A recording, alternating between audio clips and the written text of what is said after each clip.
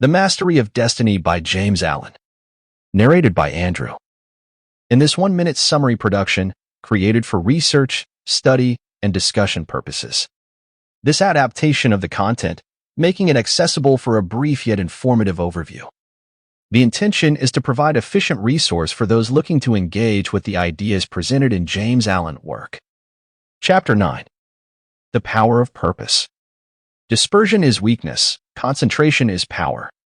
Destruction is a scattering, preservation a uniting process. Things are useful and thoughts are powerful in the measure that their parts are strongly and intelligently concentrated. Purpose is highly concentrated thought.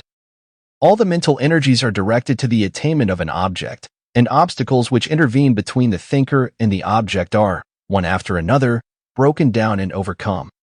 Purpose is the keystone in the temple of achievement. It binds and holds together in a complete whole that which would otherwise lie scattered and useless.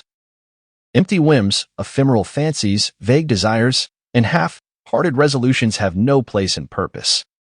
In the sustained determination to accomplish, there is an invincible power which swallows up all inferior considerations and marches direct to victory. All successful men are men of purpose. They hold fast to an idea, a project, a plan, and will not let it go. They cherish it, brood upon it, tend and develop it, and when assailed by difficulties, they refuse to be beguiled into surrender.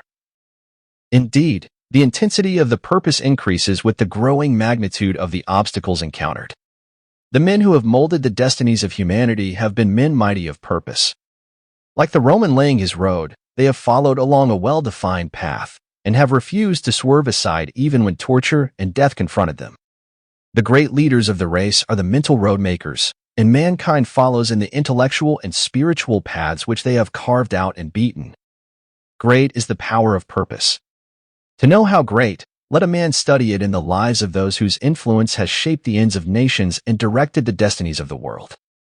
In an Alexander, a Caesar, or a Napoleon, we see the power of purpose when it is directed in worldly and personal channels. In a Confucius, a Buddha, or a Christ, we perceive its vaster power when its course is along heavenly and impersonal paths. Purpose goes with intelligence. There are lesser and greater purposes according with degrees of intelligence. A great mind will always be great of purpose. A weak intelligence will be without purpose. A drifting mind argues a measure of undevelopment. What can resist an unshakable purpose? What can stand against it or turn it aside? Inert matter yields to a living force, and circumstance succumbs to the power of purpose. Truly, the man of unlawful purpose will, in achieving his ends, destroy himself, but the man of good and lawful purpose cannot fail. It only needs that he daily renew the fire and energy of his fixed resolve to consummate his object. The weak man, who grieves because he is misunderstood, will not greatly achieve. The vain man, who steps aside from his resolve in order to please others and gain their approbation, will not highly achieve. The double-minded man, who thinks to compromise his purpose, will fail.